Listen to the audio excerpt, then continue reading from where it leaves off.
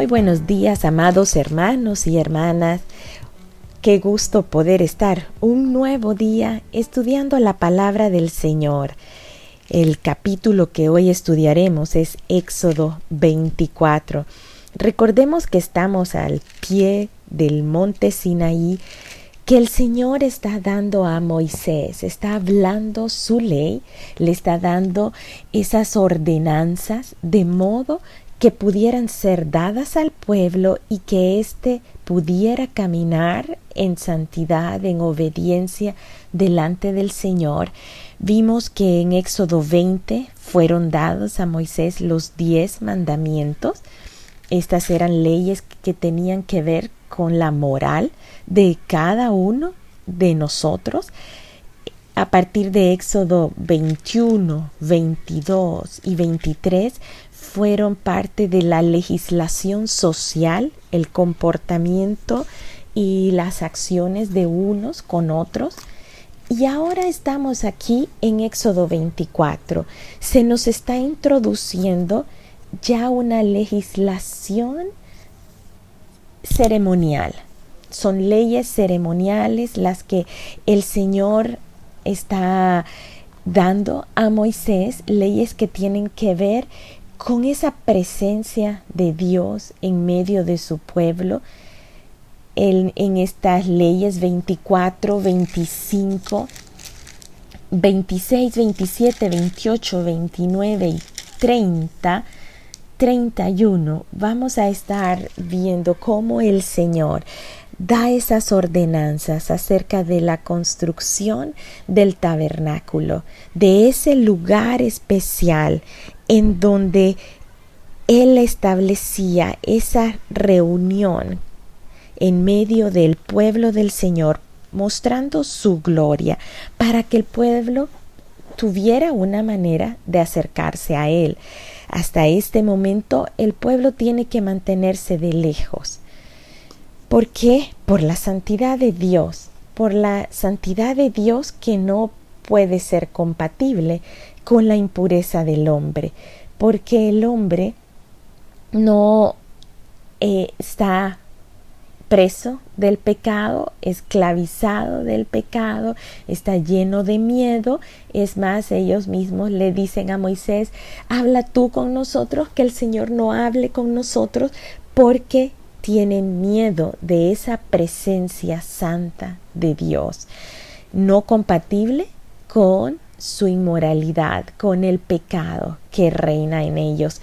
Así que Éxodo 24, el Señor le dice a Moisés: sube tú ante Jehová, Aarón, Nadab, Abiú y 70 de los ancianos de Israel, y os inclinaréis desde lejos. Moisés solo se acercará a Jehová, y ellos no se acerquen, ni suba el pueblo con él. Y Moisés vino y contó al pueblo todas las palabras de Jehová y todas las leyes. Entendemos que en los capítulos anteriores Moisés había estado en esa presencia del Señor a cierta distancia elevada del monte, pues vemos cómo el Señor había descendido al monte también y habían estado en esa intimidad con Moisés, en donde Moisés pudo recibir los 10 mandamientos y la legislación social que nosotros hemos ya estudiado en los capítulos anteriores. Ahora, aquí está Moisés de nuevo bajando, descendió entre el pueblo, y Jehová otra vez le habla a Moisés de subir nuevamente, pero da chance en que Moisés contara al pueblo todas las palabras que Jehová le había dado, todas las leyes. Recordemos, las leyes morales y las leyes sociales. Y todo el pueblo, dice Éxodo 24:3, y todo el pueblo respondió a una voz y dijo: haremos todas las palabras que Jehová ha dicho. Esta es la segunda vez que escuchamos que el pueblo dice esto, que dice: haremos todo lo que Jehová nos ha dicho. La primera vez fue en Éxodo 19, cuando acababan de llegar allí al monte Sinaí, Éxodo 19:8, Moisés les dice las palabras que Dios le había hablado acerca de este pueblo, acerca que este pueblo iba a ser su especial tesoro sobre todos los pueblos de la tierra, y le dice: ustedes me serán un reino de sacerdotes y gente santa. Estas son las palabras que dirás a los hijos de Israel, le había dicho Dios a Moisés. Moisés refirió estas palabras al pueblo y el pueblo inmediatamente respondió: todo lo que Jehová ha dicho, eso haremos. Qué poco conscientes estaban del pecado que reinaba en ellos, ¿no es cierto? Ahora lo vuelven a ratificar. Había esa intención, pero vamos a ver cómo pronto esa intención viene a desmoronarse. Vienen a ser solo palabras que salen de los labios de estas personas y no de su corazón.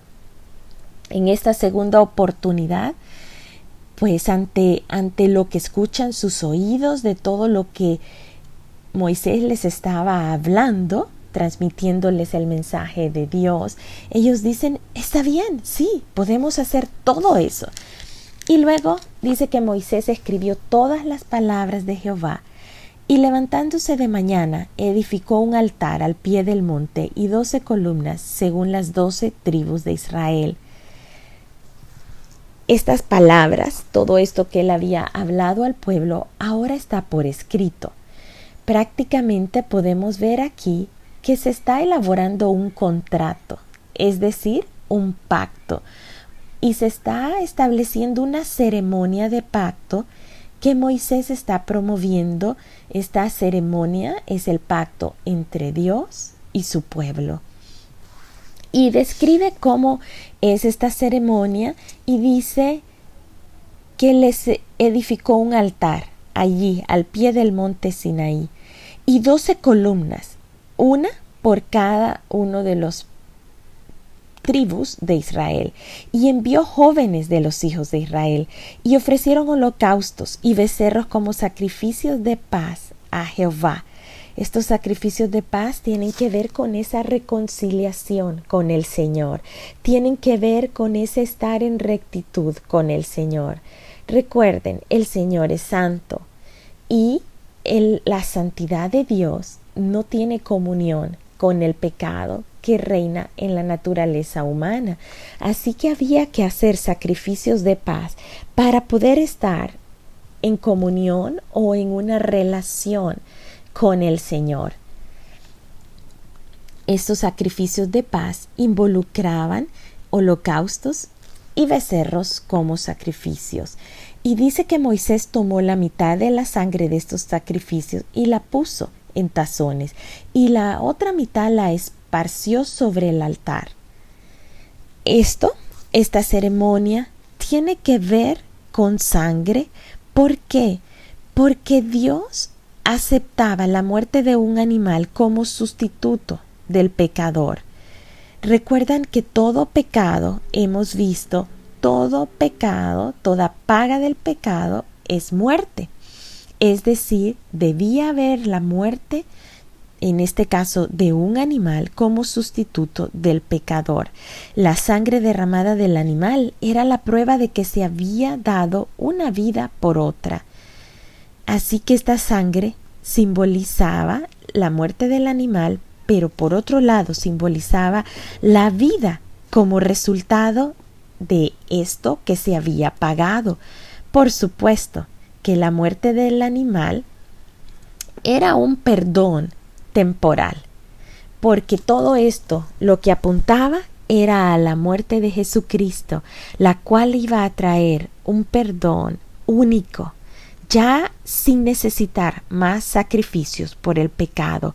En esta ceremonia, Moisés roció la mitad de la sangre de los animales sacrificados sobre el altar para mostrar que el pecador podía tener cercanía con Dios, porque había habido una muerte en su lugar, una paga por su pecado. La otra mitad la roció sobre el pueblo para mostrar que el castigo del pueblo ya había sido pagado y que ahora podían tener esa cercanía con Dios y podían reunirse con Dios. Este era un acto simbólico y están aprendiendo esas lecciones espirituales, esas ceremonias espirituales acerca de esa muerte que sería más adelante esa expiación de Jesucristo por los pecados de cada uno de nosotros.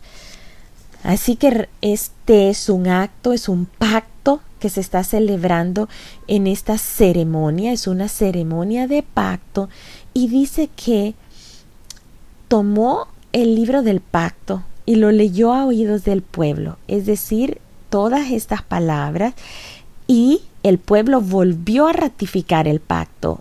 Ojo con esto, una tercera vez volvió a decir el pueblo: haremos todas las cosas que Jehová ha dicho y obedeceremos. ¿Cuántas veces hemos nosotros hecho promesas al Señor que no hemos cumplido? Que en el momento quizás de la tristeza, en el momento en que estamos en angustia, en que estamos en tribulación, en dolor, venimos nosotros y le decimos al Señor: Señor, yo te prometo que nunca más voy a volver a decir una mentira, que nunca más yo voy a volver a caer en drogas, que nunca más yo voy a volver a ver pornografía, que nunca más voy a cometer fornicación o adulterio o a pensar mal de alguien o a criticar. ¿Cuántas veces hemos dicho nosotros estas palabras? ¿Y cuántas veces hemos fallado nosotros a esas palabras? Pronto encontramos manera de justificar nuestra falla y decimos: bueno, pero por esta ocasión es necesario, y una vez que fallamos, luego volvemos a fallar y otra vez volvemos a transgredir hasta que ya no nos acordamos del pacto o de la promesa que habíamos hecho con el Señor. Así que no podemos juzgar lo que este pueblo pronto hará.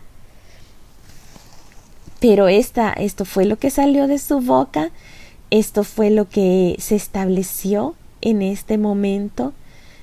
Sin embargo, Dios es fiel y Él cumple su pacto. Y dice que subió Moisés y Aarón, Nadab y Abiú y 70 de los ancianos de Israel, y vieron al Dios de Israel, y había debajo de sus pies como un embaldosado de zafiro, semejante al cielo cuando está sereno, mas no extendió su mano sobre los príncipes de los hijos de Israel, y vieron a Dios, y comieron y bebieron.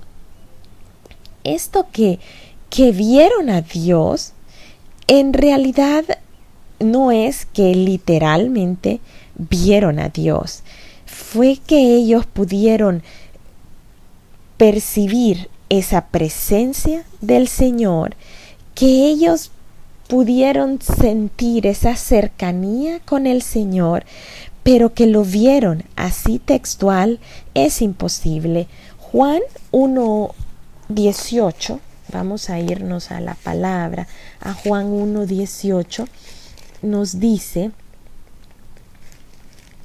a ver si ya lo encontramos rápidamente. Juan 1:18 dice: a Dios nadie le vio jamás.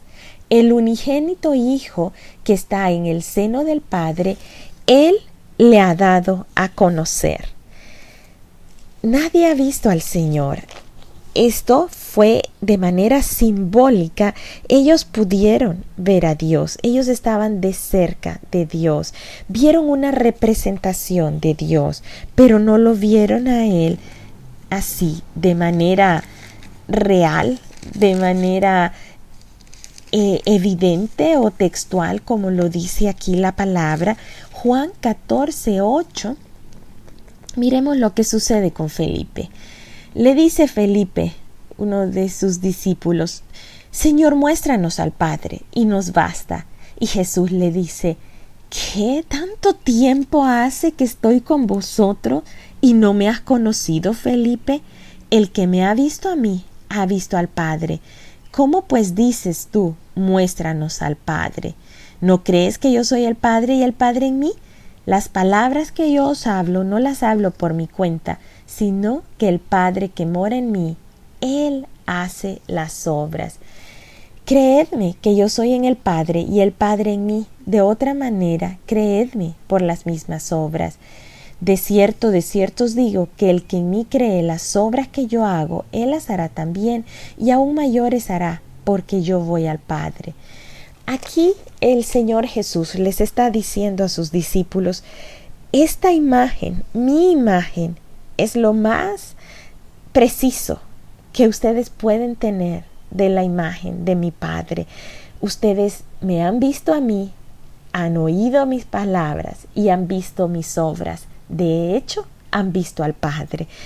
Esa es una representación, una clara muestra que Jesús es la imagen visible del Dios invisible, y las cosas que Jesús ha hecho, Él está diciendo que nosotros la haremos, y aún mayores que esa. ¿Qué quiere decir? Nosotros estamos responsables de proyectar la imagen de Dios en la tierra. Hay muchas personas que nunca tomarán la iniciativa de leer la palabra del Señor, de venir a la palabra como lo estamos haciendo hoy usted y yo. Ellos no tendrán esa iniciativa, así que la manera en que podrán ver al Padre es a través de nuestras vidas, y debemos por ello nosotros estar llenos del Espíritu Santo, porque al estar llenos del Espíritu Santo, el Espíritu Santo nos recuerda la voluntad de Dios, la ley de Dios. Jeremías 31:33 dice: este es el pacto que haré con la casa de Israel después de aquellos días, dice Jehová. Daré mi ley en su mente y las escribiré en su corazón, y yo seré a ellos por Dios, y ellos me serán por pueblo. Esta misma palabra, esta misma promesa ha sido dada a nosotros, en que el corazón nuestro viene a ser el lienzo sobre el cual el Señor escribe su ley.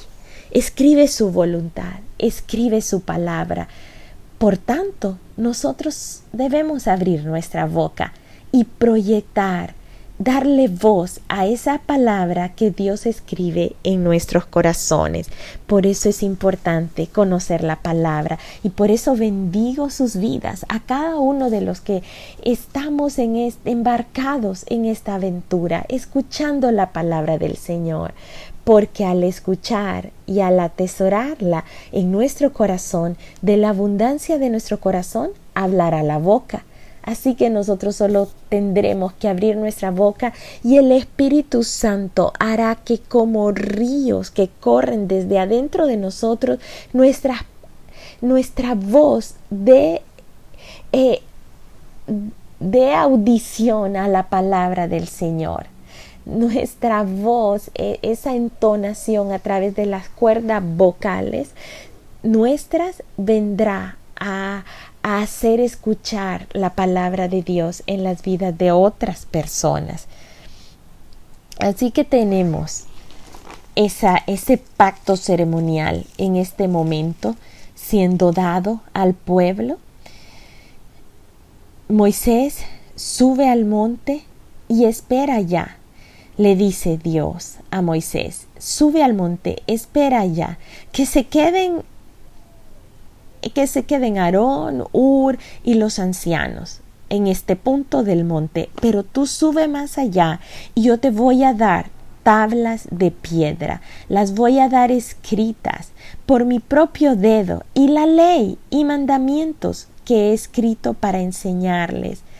Pueden imaginarse qué hermoso el Señor, teniendo cuidado de su pueblo de esta manera, escribiendo Él mismo con su mano, escribiendo esas leyes para que el pueblo no se perdiese, para que el pueblo pudiese observarlas, pudiese seguirlas, pudiese guardarlas. Y dice que se levantó Moisés con Josué. Escuchemos bien, Josué vuelve a aparecer, aquel joven a quien el Señor había escogido para ser el sucesor de Josué.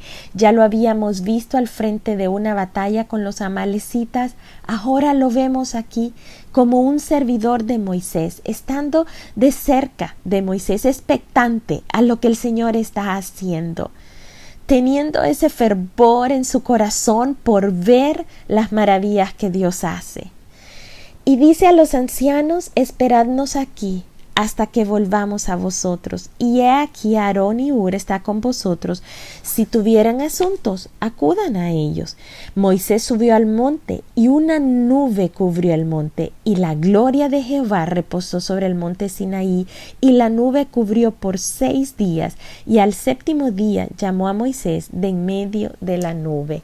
Así que Moisés estuvo esperando 6 días esa voz de Jehová. Miren qué reflexión la que esto hace en nuestras vidas. A veces nosotros deseamos que el Señor nos conteste allí en el momento. Venimos a pedirle algo al Señor, clamamos al Señor, hablamos al Señor, y nosotros queremos que el Señor en el momento nos conteste. No tenemos este tiempo de aguardar la presencia del Señor y su voz, de aguardar pacientemente como lo hace Moisés. Es una gran lección la que Él nos está dando, porque el Señor nos dice: esperemos, esperad en Jehová. En la paciencia, ¿saben una cosa? Nosotros somos perfeccionados, porque la paciencia nos lleva a depender totalmente del Señor. Y esa paciencia involucra que nosotros no vamos a trazar otro plan mientras tanto, que nosotros no vamos a ayudar a que Dios nos conteste rápido, tramando nosotros otro plan. Si el plan de Dios es perfecto, y si sabemos que venimos a Él, Él nos va a contestar. Si nos acercamos a Él, Él se va a acercar a nosotros. Efesios 2:13. Vamos a ir a Efesios 2:13. Si se fijan, cada uno de estos capítulos del Antiguo Testamento, nosotros lo relacionamos con versículos del Nuevo Testamento. Esto da vigencia a la palabra del Señor. No podemos decir que lo que está escrito en el Antiguo Testamento es desechado y que solo nos vamos a fundamentar en lo del Nuevo Testamento. No, la palabra se confirma ella misma. Así que Efesios 2:13 nos dice, desde el 12: en aquel tiempo estabais lejos en Cristo, alejados de la ciudadanía de Israel y ajenos a los pactos de la promesa, sin esperanza y sin Dios en el mundo. Pero ahora en Cristo Jesús, vosotros que en otro tiempo estabais lejos, habéis sido hechos cercanos por la sangre de Cristo. Podemos notar aquí en este versículo que la sangre nos hace cercanos. El pago de el pecado a través de la muerte nos hace cercanos. En Éxodo 24, lo que ha hecho cercano al pueblo en este momento de manera temporal es la sangre del sacrificio de los animales. Pero ahora, para nosotros, hay una sangre con un precio altísimo, con un precio que sobrepasa la deuda del pecado, con un precio que nos redime, que nos sana, que nos libra, que viene a traer en nosotros esa reconciliación y esa paz con el Señor. Es el precio de la sangre de Cristo. Ese es precio de sangre de Cristo pagado por nosotros. En tiempos anteriores estábamos lejos, pero ahora a través de esa sangre estamos hechos cercanos. Estamos hechos cercanos del Señor. Y Él nos dice: acercaos a Dios, y Él se acercará a vosotros. Así que acerquémonos al Señor. ¿Cómo nos podemos acercar al Señor? Reconociendo ese sacrificio de Cristo, creyendo en ese sacrificio de Él, creyendo en la resurrección de Jesús y creyendo que en Cristo Jesús nosotros hemos sido resucitados también, porque nosotros estábamos muertos en nuestros delitos y pecados. No hay justo ni aun uno. No hay quien haga lo bueno y lo malo. Esto lo dice en Romanos 3:10 y nos dice que no hay justo ni aun uno. Así que nosotros estábamos muertos en delitos y pecados y hemos venido a resucitar juntamente con Cristo, juntamente con ese pago que Él ha hecho por medio de su sacrificio, de su sangre. Entonces tenemos a Moisés allí en la cumbre del monte Sinaí, estando en medio de esa gloria de Jehová. Dice que la apariencia de la gloria de Jehová era un fuego abrasador en la cumbre del monte a los ojos de los hijos de Israel. Y entró Moisés en la nube y subió al monte. Y estuvo Moisés en el monte 40 días y 40 noches. Este es el tiempo en que Moisés iba a estar ahora separado, alejado del pueblo en esa presencia del Señor. Pero el pueblo estaba observando esa presencia poderosa porque esa gloria estaba cubriendo al monte. Así que el Señor está a punto de darle a Moisés esas instrucciones sobre el tabernáculo, sobre las vestiduras de los sacerdotes, sobre las ceremonias que debían de realizarse. Y en eso estaremos aprendiendo su relación también con nosotros, con esas vestiduras que son dadas para los sacerdotes, con cada uno de los actos ceremoniales que debían realizarse, cómo se relacionan con nuestra vida el día de hoy. Así que estemos expectantes, amados hermanos y hermanas, porque vamos a estar aprendiendo acerca de los elementos que componen el tabernáculo, acerca de las partes del tabernáculo y su relación con nosotros también, con nuestra vida de comunión con el Señor, con la presencia de Dios en medio de nosotros.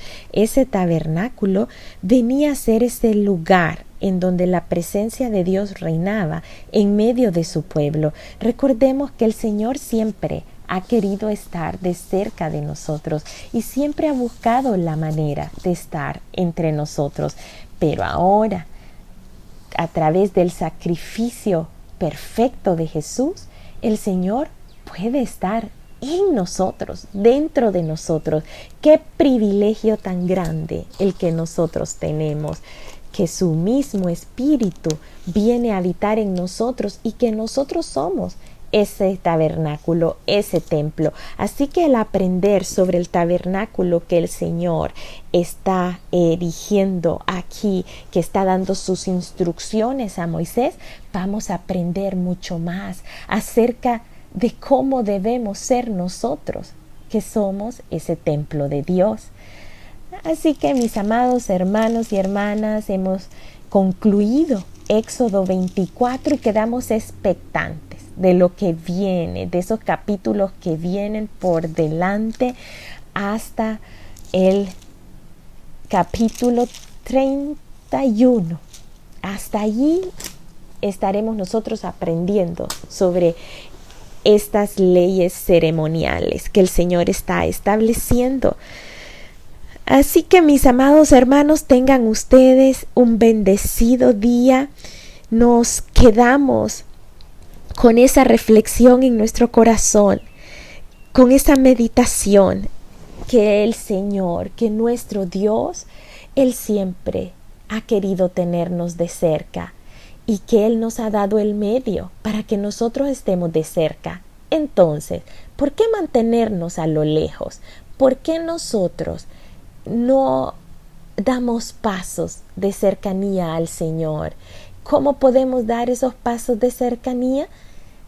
viniendo a Él, teniendo tiempos intencionales con el Señor, de devocional con Él, tiempos en que nosotros escudriñemos su palabra, en que meditemos, en que tengamos nuestro tiempo de amor con Él, en que le expresemos cuán grande y cuánto le amamos a Él. Acerquémonos a Él, platiquemos con Él, conversemos con Él. Él es nuestro Padre. Y Él anhela que nosotros como hijos vengamos a su regazo. Que Dios les bendiga, mis amados hermanos y hermanas.